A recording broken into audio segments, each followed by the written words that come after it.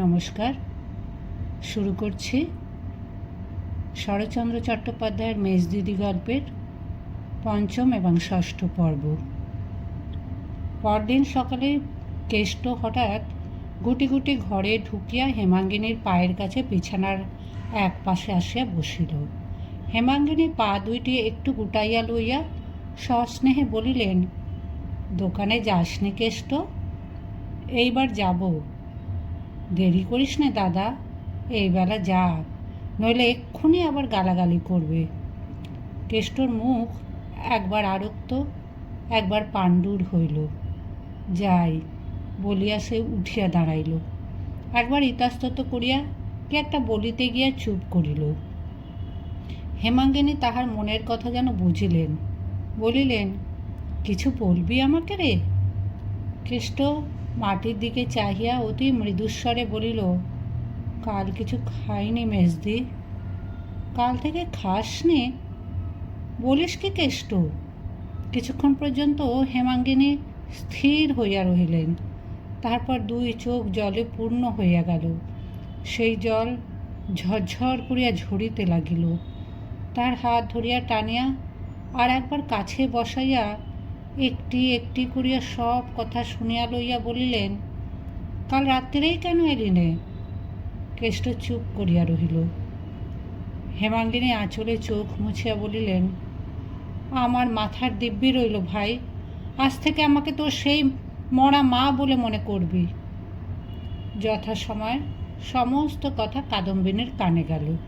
তিনি নিজের বাড়ি হইতে মেজবউকে ডাক দিয়া বলিলেন, ভাইকে আমি কি খাওয়াইতে পারি নে, যে তুমি অত কথা তাকে গায়ে পড়ে বলতে গেছ? কথার ধরন দেখিয়া হেমাঙ্গিনীর গা জ্বালা করিয়া উঠিল, কিন্তু সে ভাব গোপন করিয়া বলিলেন, যদি গায়ে পড়েই বলে থাকি তাতেই বা দোষ কি? কাদম্বিনী প্রশ্ন করিলেন, তোমার ছেলেটিকে ডেকে এনে আমি যদি এমনি করে বলি, তোমার মানটি থাকে কোথায় শুনি? তুমি এমন করে নাই দিলে আমি তাকে শাসন করি কি করে বলো দেখি? হেমাঙ্গিনী আর সহ্য করিতে পারিল না, বলিল, দিদি, 15-16 বছর একসঙ্গে ঘর করছি, তোমাকে আমি চিনি। পেটে মেরে আগে তোমার নিজের ছেলেকে শাসন করো, তারপরে পরের ছেলেকে করো, তখন গায়ে পড়ে কথা কইতে যাব না। কাদম্বিনী অবাক হইয়া বলিলেন, আমার পাঁচু গোপালের সঙ্গে ওর তুলনা? দেবতার সঙ্গে বাঁদরের তুলনা? এরপরে আরও কি যে তুমি বলে বেড়াবে তাই ভাবি মেজবউ। মেজবউ উত্তর দিল, কে দেবতা কে বাঁদর সে আমি জানি, কিন্তু আর আমি কিছুই বলবো না দিদি। যদি বলি তো এই যে তোমার মতো নিষ্ঠুর, তোমার মতো বেহায়া মেয়ে মানুষ আর সংসারে নেই। বলিয়া তিনি প্রত্যুত্তরের অপেক্ষা না করিয়াই জানালা বন্ধ করিয়া দিলেন। সেই দিন সন্ধ্যার প্রাক্কালে, অর্থাৎ কর্তারা ঘরে ফিরিবার সময়টিতে, বড়বউ নিজের বাড়ির উঠানে দাঁড়াইয়া দাসীকে উপলক্ষ করিয়া উচ্চ কণ্ঠে তর্জন গর্জন আরম্ভ করিয়া দিলেন, যিনি রাত দিন করছেন তিনিই এর বিহিত করবেন। মায়ের চেয়ে মাসির দরদ বেশি। আমার ভাইয়ের মর্ম আমি বুঝিনি, বোঝে পরে কখনো ভালো হবে না। ভাই বোনে ঝগড়া বাঁধিয়ে দিয়ে দাঁড়িয়ে দাঁড়িয়ে মজা দেখলে ধর্ম সইবেন না, তা বলে দিচ্ছি। বলিয়া তিনি রান্নাঘরে গিয়া ঢুকিলেন। উভয় জায়ের মধ্যে এই ধরনের গালি গালাজ সাপ সাপান্ত অনেকবার অনেক রকম করিয়া হইয়া গিয়াছে, কিন্তু আজ ঝাঁঝটা কিছু বেশি। অনেক সময় হেমাঙ্গিনী শুনিয়াও শুনিত না, বুঝিয়াও গায়ে মাখিত না, কিন্তু আজ নাকি তাহার দেহটা খারাপ ছিল, তাই উঠিয়া আসিয়া জানালায় দাঁড়াইয়া কহিল, এর মধ্যেই চুপ করলে কেন দিদি? ভগবান হয়তো শুনতে পাননি, আর খানিকক্ষণ ধরে আমার সর্বনাশ কামনা করো। বড়ঠাকুর ঘরে আসুন, তিনি শুনুন, ইনি ঘরে এসে শুনুন, এর মধ্যেই হাঁপিয়ে পড়লে চলবে কেন? কাদম্বিনী উঠানের ওপর ছুটিয়া আসিয়া মুখ উঁচু করিয়া চেঁচাইয়া উঠিলেন, আমি কি কোনো সর্বনাশের নাম মুখে এনেছি? হেমাঙ্গিনী স্থির ভাবে জবাব দিল, মুখে আনবে কেন দিদি? মুখে আনবার পাত্রী তুমি নাও, কিন্তু তুমি কি ঠাওরাও একা তুমিই সে না, আর পৃথিবী শুদ্ধ ন্যাকা? ঠেস দিয়ে দিয়ে কার কপাল ভাঙছ সে কি কেউ টের পায় না? কাদম্বিনী এবার নিজ মূর্তি ধরিলেন, মুখ ভ্যাংচাইয়া হাত পা নাড়িয়া বলিলেন, টের পেলেই বা যে দোষে থাকবে তারই গায়ে লাগবে, আর একা তুমিই টের পাও, আমি পাই না? কেষ্ট যখন এলো সাত চড়ে রাগ করতো না, যা বলতুম মুখ বুঝে তাই করতো। আজ দুপুরবেলা কার জোরে কী জবাব দিয়ে গেল জিজ্ঞাসা করে দেখো এই প্রসন্নর মাকে, বলিয়া দাসীকে দেখাইয়া দিল। প্রসন্নর মা কহিল, সে কথা সত্যি মেজো বৌমা। আজ সে ভাত ফেলে উঠে যেতে মা বললেন, এই পিণ্ডি না গিললে যখন জমের বাড়ি যেতে হবে তখন এত তেজ কিসের জন্য? সে বলে গেল, আমার মেজদি থাকতে কাউকে ভয় করি নে। কাদম্বিনী সদর্পে বলিলেন, কেমন হলো তো, কার জোরে এত তেজ শুনি? আজ আমি স্পষ্ট করে বলে দিচ্ছি মেজো বউ, ওকে তুমি 100 বার ডেকো না, আমাদের ভাই বোনদের কথার মধ্যে থেকো না। হেমাঙ্গিনী আর কথা কহিল না। কেঁচো সাপের মতন চক্র ধরিয়া কামড়াইয়াছে শুনিয়া তাহার বিস্ময়ের পরিসীমা রহিল না। জানালা হইতে ফিরিয়া আসে চুপ করিয়া ভাবিতে লাগিল, কত বেশি পীড়নের দ্বারা ইহাও সম্ভব হইতে পারিয়াছে। আবার মাথা ধরিয়া জ্বর বোধ হইতেছিল, তাই অসময়ে শয্যায় আসিয়া নির্জীবের মতো পড়িয়াছিল। তাহার স্বামী ঘরে ঢুকিয়া ইহা লক্ষ্য না করিয়াই ক্রোধ ভরে বলিয়া উঠিলেন, বৌঠানের ভাইকে নিয়ে আজ কী কাণ্ড পাতিয়ে বসে আছো? কারু মানা শুনবে না? যেখানে যত হতভাগা লক্ষ্মী ছাড়া আছে দেখলেই তার দিকে কোমর বেঁধে দাঁড়াবে? রোজ রোজ আমার এত হাঙ্গামা সহ্য হয় না মেজো বউ। আজ বৌঠান আমাকে না হোক 10টা কথা শুনিয়ে দিলেন। হেমাঙ্গিনী শ্রান্ত কণ্ঠে কহিলেন, বৌঠান হক কথা কবে বলেন যে আজ তোমাকে না হক কথা বলেছেন? বিপিন বলিলেন, কিন্তু আজ তিনি ঠিক কথাই বলেছেন। তোমার স্বভাব জানি তো, সেবার বাড়ি রাখাল ছোঁড়াটাকে নিয়ে এরকম করলে। মতি কামারের ভাগ্নের অমন বাগানখানা তোমার জন্যই মুঠোর ভেতর থেকে বেরিয়ে গেল, উল্টে পুলিশ থামাতে 100-150 ঘর থেকে গেল। তুমি নিজের ভালো মন্দ কি বোঝো না? কবে স্বভাব যাবে? হেমাঙ্গিনী এবার উঠিয়া বসিয়া স্বামীর মুখপানে চাহিয়া কহিলেন, আমার স্বভাব যাবে মরণ হলে, তার আগে নয়। আমি মা, আমার কোলে ছেলে পুলে আছে, মাথার উপর ভগবান আছেন। এর বেশি আমি গুরুজনের নামে নালিশ করতে চাই নে। আমার অসুখ করেছে, আর আমাকে বকিও না, তুমি যাও, বলিয়া গায়ের র্যাপারখানা টানিয়া লইয়া পাশ ফিরিয়া শুইয়া পড়িল। বিপিন প্রকাশ্যে আর তর্ক করিতে সাহস করিলেন না, কিন্তু মনে মনে স্ত্রীর ওপর এবং বিশেষ করিয়া ওই গলগ্রহ দুর্ভাগাটার ওপর আজ মর্মান্তিক চটিয়া গেলেন।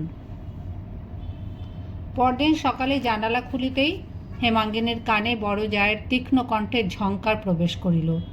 তিনি স্বামীকে সম্বোধন করিয়া বলিতেছেন, ছোঁড়াটা কাল থেকে পালিয়ে রইল, একবার খোঁজ নিলে না? স্বামী জবাব দিলেন, চুলোয় যাক, কি হবে খোঁজ করে?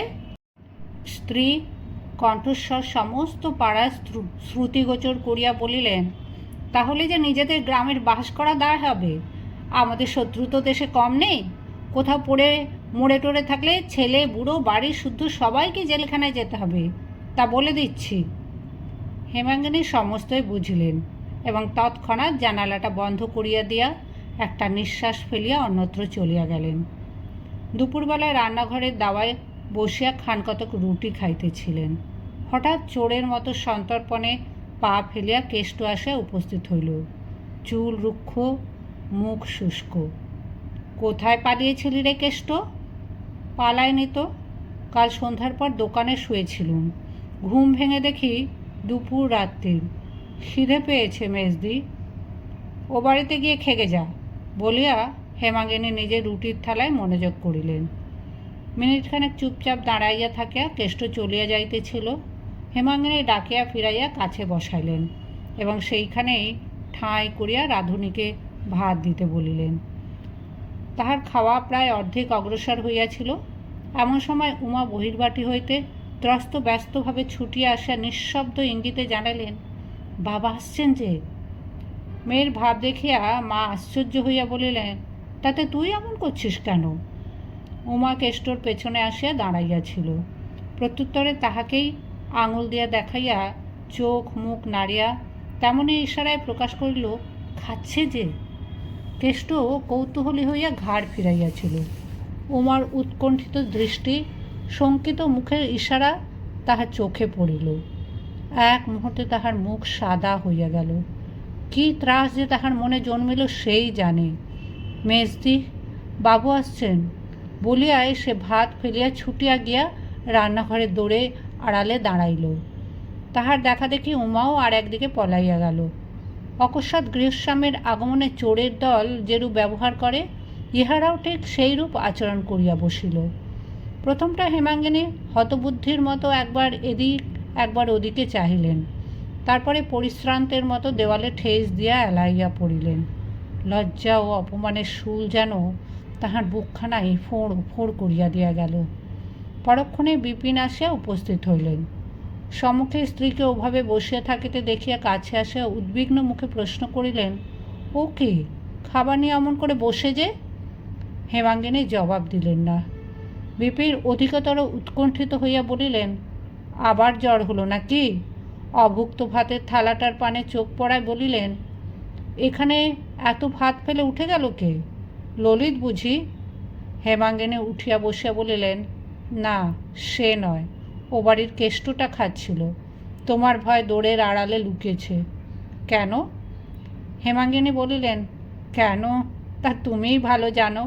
আর শুধু সে নয়, তুমি আসছো খবর দিয়েই ও মাও ছুটে পালিয়েছে। বিপিন মনে মনে বুঝিলেন স্ত্রীর কথাবার্তা বাঁকা পথ ধরিয়াছে। তাই বোধ করি সোজা পথে ফিরাইবার অভিপ্রায় সহাস্যে বলিলেন, ও বেটি পালাতে গেল কি দুঃখে? হেমাঙ্গিনী বলিলেন, কি জানি, বোধ করি মায়ের অপমান চোখে দেখবার ভয়ই পালিয়েছে। পরক্ষণে একটা নিঃশ্বাস ফেলিয়া কহিলেন, কেষ্ট পরের ছেলে, সে তো লুকোবেই। পেটের মেয়েটা পর্যন্ত বিশ্বাস করতে পারে না যে তার মায়ের কাউকে ডেকে এক মুঠো ভাত দেবার অধিকারটুকু আছে। এবার বিপিন টের পাইলেন ব্যাপারটা সত্যিই বিশ্রী হইয়া উঠিয়াছে। অতএব পাছে একেবারে বাড়াবাড়িতে গিয়া পৌঁছায়, এজন্য অভিযোগটাকে সামান্য পরিহাসে পরিণত করিয়া চোখ টিপিয়া ঘাড় নাড়িয়া বলিলেন, না, তোমার কোনো অধিকার নেই। ভিখিরি এলে ভিক্ষেও না। সে যাক, কাল থেকে আর মাথা ধরেনি তো? আমি মনে করছি শহর থেকে কেদার ডাক্তারকে ডেকে পাঠাই, না হয় একবার কলকাতায়। অসুখ ও চিকিৎসার পরামর্শটা ওখানেই থামিয়া গেল। হেমাঙ্গিনী জিজ্ঞাসা করিলেন, উমার সামনে তুমি কেষ্টকে কিছু বলেছিলে? বিপিন যেন আকাশ হইতে পড়িলেন। আমি?